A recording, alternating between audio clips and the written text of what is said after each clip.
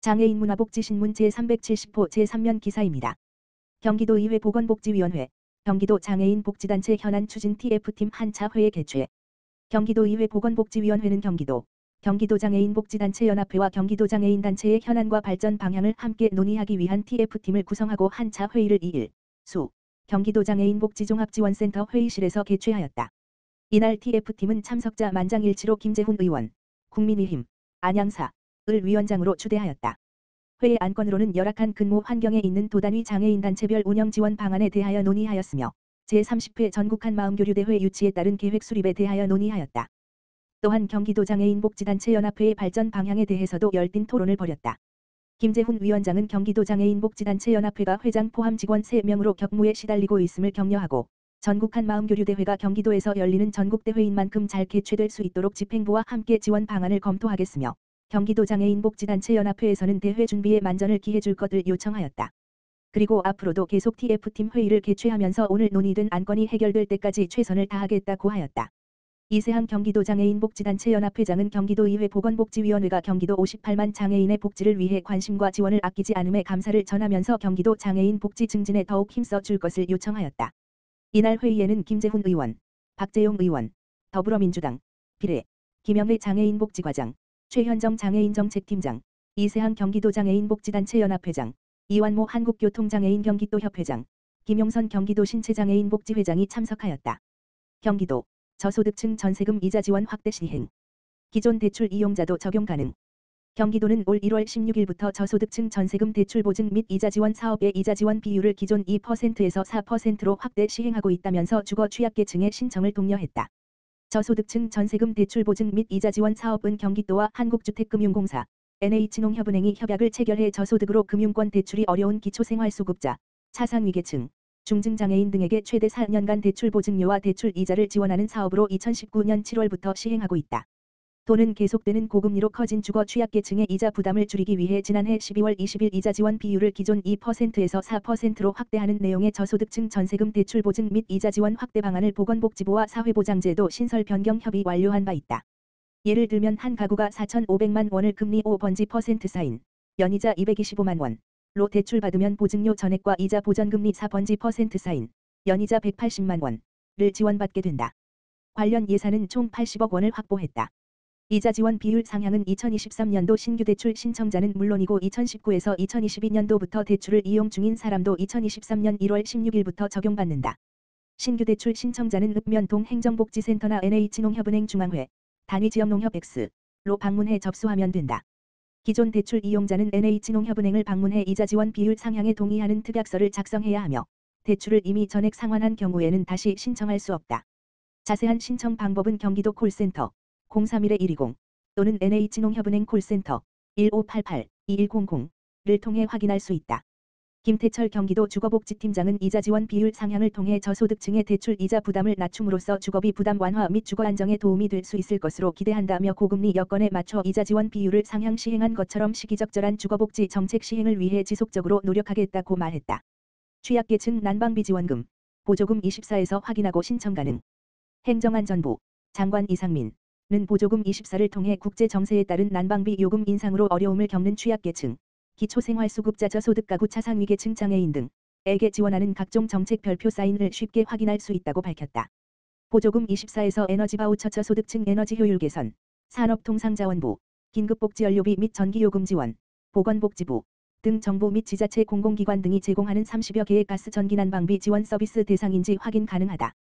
전기와 도시가스 요금 할인을 받는 에너지 상품권, 바우처, 은 소득기준, 생계급여/의료급여/주거급여/교육급여과 세대원 특성, 노인/장애인/영유이/한부모 등을 고려하여 제공된다. 지난해 대비 동절기 에너지 상품권, 바우처, 가구당 평균 지원 단가를 2배, 15.2만 원 30.4만 원 인상하여 지원할 예정이다. 또한 전기요금 복지 할인 서비스는 장애인, 국가유공자 및 기초생활수급자에게 월 최대 1.6만 원의 전기요금을 할인해주는 정책으로 보조금 24를 통해 대상 자격이 되는지 확인할 수 있다. 이 밖에도 다양한 난방비 지원에 대한 자세한 혜택 내용 및 신청 방법 등을 보조금 24에서 안내받을 수 있으며 내가 받을 수 있는지 여부도 맞춤형으로 쉽게 확인할 수 있다. 보조금 24 서비스는 정부 24에서 www.gov.kr 들어가기, 로그인 후 보조금 24 이용 동에 최초 1회를 거치면 나의 혜택에서 바로 확인할 수 있다. 디지털 약자, 노인 등은 신분증을 지참하여 가까운 주민센터에 방문하여 직접 보조금 24 혜택을 확인하거나 정보 제공동의 별표 쌓인 신청서를 작성하여 제출하면 자녀가 혜택을 대신 확인할 수 있다. 서보람 행정안전부 디지털정부국장은 난방비 요금 청구서에 어려움을 겪는 국민이 보조금 24를 확인하고 신청하기를 바란다라며 그동안 정부 혜택이 많이 있지만 몰라서 놓치는 일이 있었는데 지속적으로 디지털 정부 플랫폼을 발전시켜 국민이 보다 쉽게 이용할 뿐 아니라 취약계층이 체감하는 정책 사각지대 해소에 더욱 노력하겠다라고 밝혔다. 문화누리카드 대상 4만 명 확대. 고령자 장애인 맞춤형 지원 강화. 문화체육관광부, 이하 문체부는 사회적 약자인 취약계층의 문화 누림 기회를 증진하기 위해 2023년 통합문화이용권, 이하 문화누리카드 지원 인원을 263만 명에서 267만 명으로 4만 명 확대한다. 아울러 이용권, 바우처 형태로 지원하는 문화누리카드의 사용을 어려워하는 고령자와 장애인 등이 편리하게 이용할 수 있도록 찾아가는 문화서비스, 큰 글씨 및 점자 홍보물 제작 등 맞춤형으로 이용 지원을 강화한다. 박보균 장관은 그동안 윤석열 정부의 깃발은 자유와 연대이고 연대의 한 축은 문화의 공정한 접근, 약자와의 동행이다라며 문체부는 윤석열 정부의 장애인 약자 프렌들리 정책 기조를 강화하겠다라고 강조해왔다.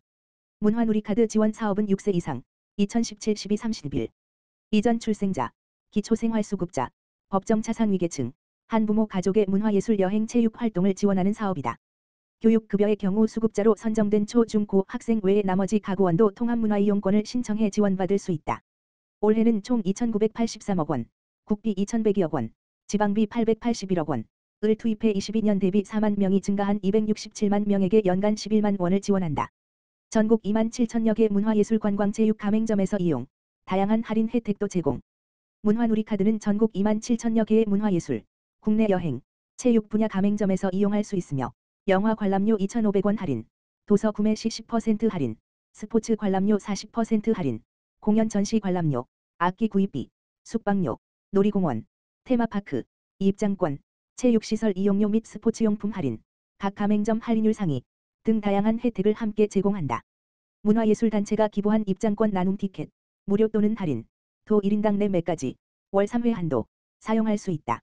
문화누리카드의 지역 분야별 가맹점 정보와 무료 및 할인 혜택, 나눔 티켓 등 자세한 내용은 문화누리 누리집, www.nuri.kr 또는 모바일 앱에서 확인할 수 있다.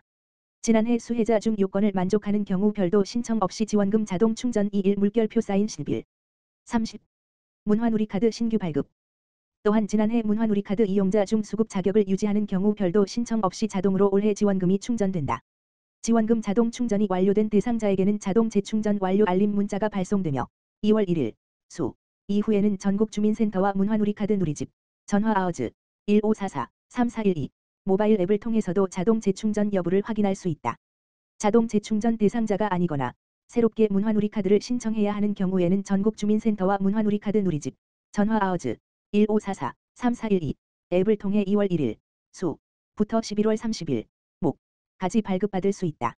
올해 발급받은 문화누리카드는 12월 31일 1까지 사용할 수 있으며 기간 내 사용하지 않은 지원금은 국고로 자동 반납된다. 고령자 등 대상별 맞춤형 이용 지원 강화, 민간협업 이용자 편의 증진. 문체부는 개별적으로 이용권, 바우처, 사용이 어려운 고령자와 장애인 등이 더욱 편리하게 문화누리카드를 이용할 수 있도록 찾아가는 문화서비스 운영, 큰 글씨 및 점자 홍보물 제공, 문화상품 연계 전화 주문 책자 제작 등 맞춤형 이용 지원을 강화한다. 올해 하반기에는 행정안전부와 협업해 정보 지원 이용권, 바우처, 최초로 민간 모바일 앱과 연계한 통합문화 이용권 발급 및 이용 서비스, 간편 결제, 잔액 조회, 이용 내역 조회 등을 지원할 예정이다. 미수혜자 선제적 발굴을 위한 권리구제 서비스 강화. 문화누리카드 권리구제 서비스도 계속 이어간다. 권리구제 서비스는 문체부가 복지부와 협업해 문화누리카드 수혜 대상자임에도 불구하고 정보 부족, 복지 사각지대로 인해 문화누리카드 혜택을 누리지 못하고 있는 미수혜자를 선제적으로 발굴하는 서비스이다. 지난해 이 서비스를 통해 수혜 대상자 29만 1천여 명에게 문화누리카드를 안내했고 이 중 8만 4,330명이 추가로 문화누리카드 혜택을 받았다. 이는 21년 2만 9천여 명 대비 약 3배 증가한 것으로 올해는 관계기관과 적극 협력해 권리구제 서비스를 더욱 강화할 계획이다. 문체부 정책 담당자는 취약계층의 공정한 문화 누림 기회를 보장하기 위해 연차별 문화누리카드 지원 확대를 국정과제로 추진하고 있다라며 문체부는 앞으로도 문화누리카드 수혜자가 문화로 일상의 행복감과 활력을 증진할 수 있도록 정책적 지원을 이어가겠다라고 밝혔다.